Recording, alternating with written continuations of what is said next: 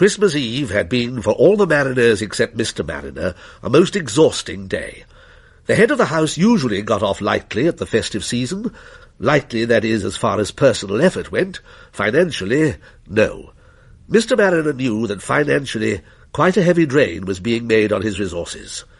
And later in the evening, when he got out his cheque-book to give his customary presents to his family, his relations, and the staff, the drain would be heavier. But he could afford it. He could afford it better this Christmas than at any other Christmas in the history of his steadily increasing fortune. And he didn't have to think, he didn't have to choose. He only had to consult a list and add one or two names and cross off one or two. There was quite a big item to cross off, quite a big item, though it didn't figure on the list or on the counterfoil of his cheque-book. If he saw fit, he would add the sum so saved to his children's cheques. Jeremy and Anne would then think him even more generous than he was, and if his wife made any comment, which she wouldn't, being a tactful woman, he would laugh and call it a capital distribution.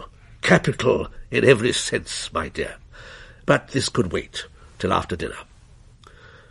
So of the quartet who sat down to the meal, he was the only one who hadn't spent a laborious day. His wife and Anne had both worked hard, decorating the house, and making arrangements for the party on Boxing Day. They hadn't spent the time in getting presents. They hadn't had to. Anne, who was 2 years older than Jeremy, inherited her mother's gift for present-giving, and had made her selections weeks ago. She had a sixth sense for knowing what people wanted. But Jeremy had left it all to the last moment. His method was the reverse of Anne's, and much less successful. He thought of the present first and the recipient afterwards. Who would this little box do for? Who would this other little box do for? Who should be the fortunate possessor of this third little box? In present-giving, his mind followed a one-way track, and this year it was little boxes.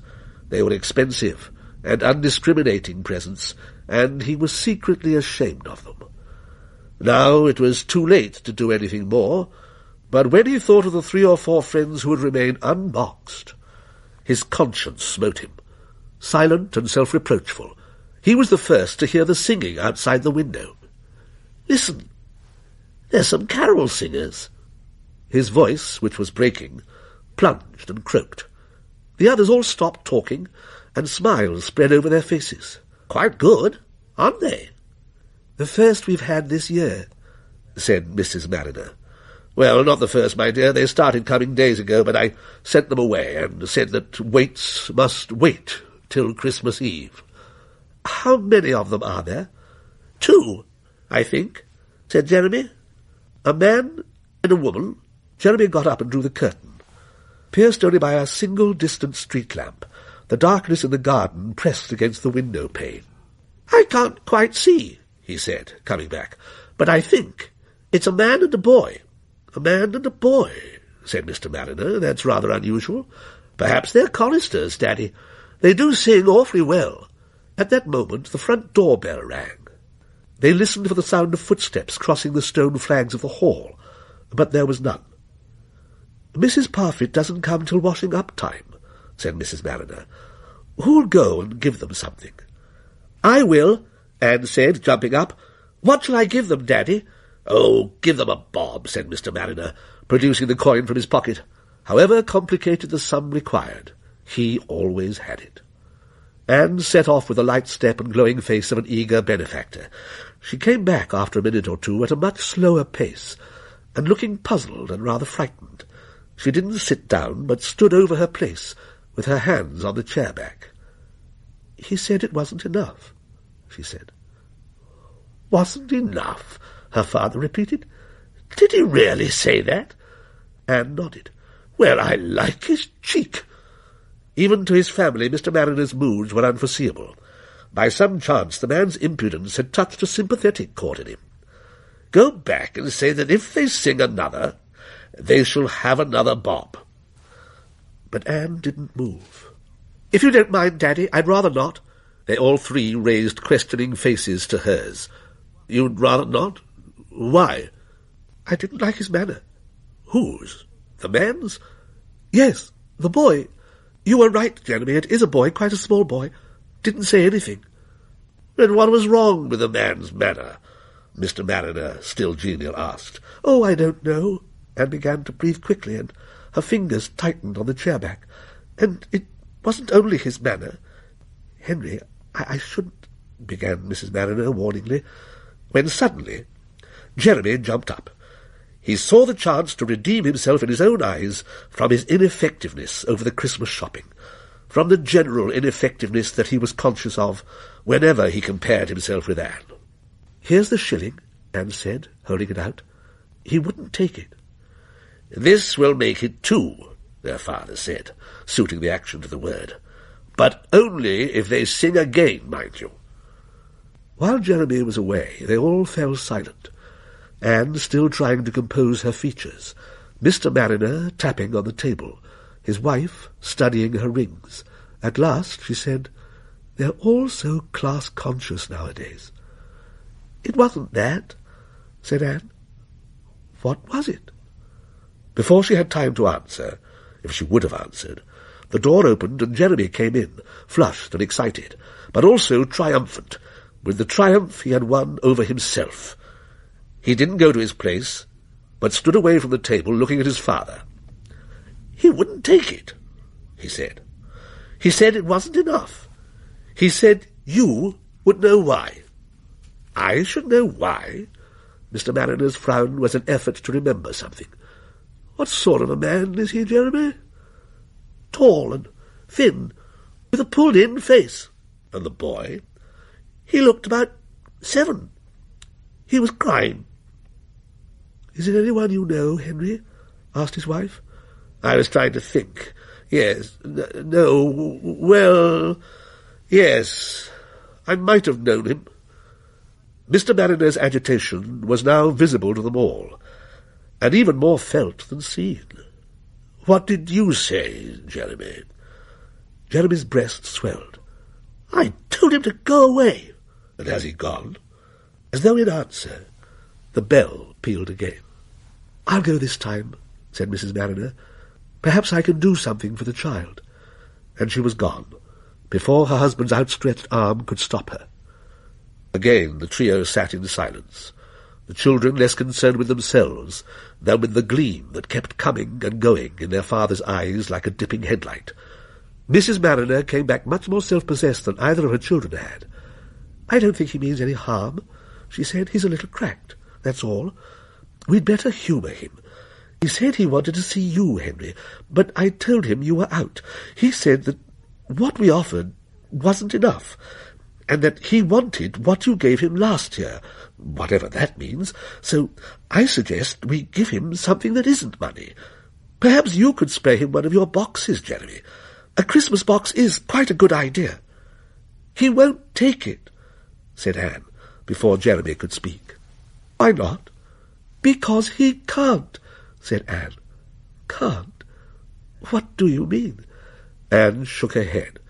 Her mother didn't press. "Well, you are a funny girl," she said.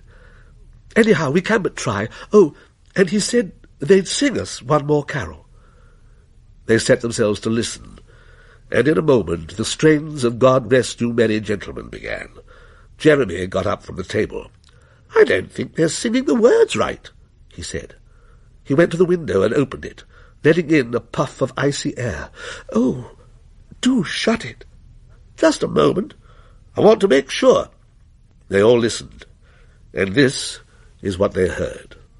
"God blast the master of this house, likewise the mistress too, and all the little children that round the table go." Jeremy shut the window. "Did you hear?" he croaked. "I thought I did," said Mrs. Mariner, "but it might have been bless. The words sound so much alike. Henry, dear, don't look so serious." The doorbell rang for the 3rd time.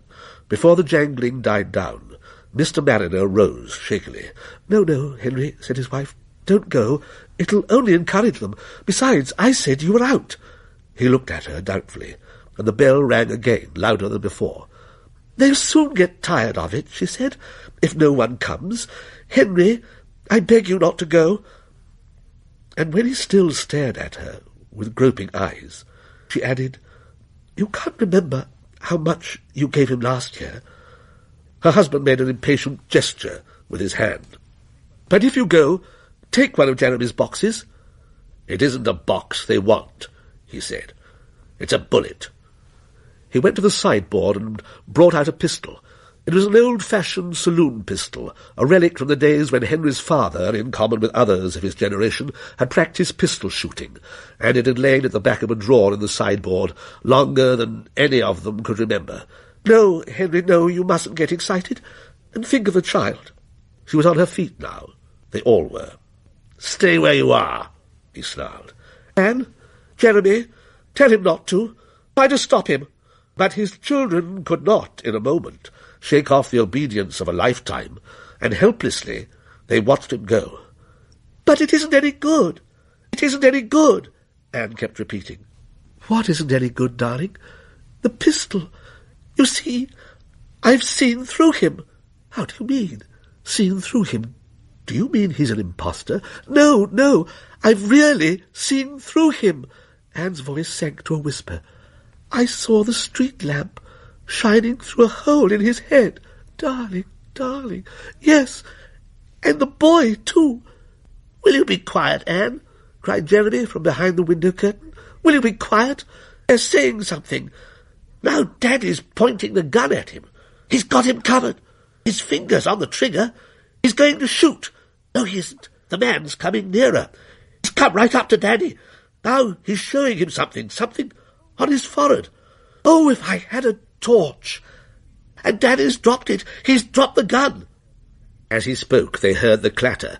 It was like the sound that gives confirmation to a wireless commentator's words. Jeremy's voice broke out again. "He's going off with them! He's going off with them! They're leading him away!" Before she or any of them could reach the door, Mrs. Mariner had fainted. The police didn't take long to come. On the grass near the garden gate, they found the body. There were signs of a struggle, a slither like a skid mark on the gravel, heel marks dug deep into the turf. Later it was learnt that Mr. Mariner had died of a coronary thrombosis. Of his assailants, not a trace was found, but the motive couldn't have been robbery, for all the money he had had in his pockets, and all the notes out of his wallet, a large sum, were scattered around him, as if he had made a last attempt to buy his captors off, but couldn't give them enough.